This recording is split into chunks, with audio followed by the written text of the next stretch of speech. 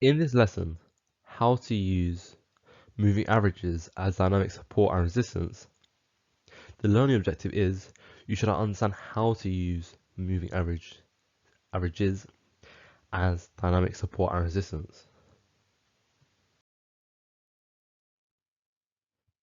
Moving averages can also act as a dynamic support or resistance level. It is dynamic because it is constantly changing depending on recent price action. Traders buy when price dips and test the moving average, and sell if price rises and touches the moving average.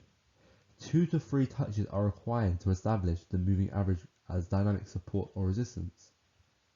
Here is a real-world example where you have the 50-period exponential moving average as my moving average.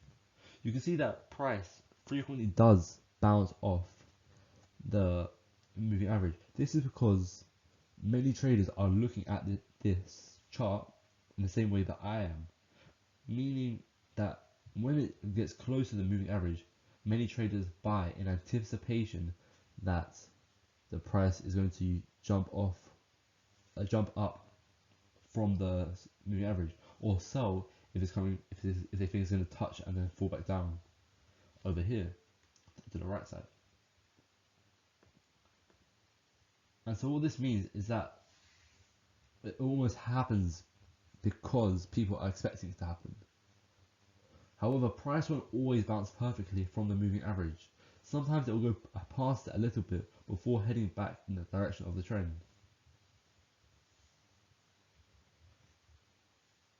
As you can see right here, the trend shifted to a downtrend, went a bit past the 50 period exponential moving average, but then continued the downtrend.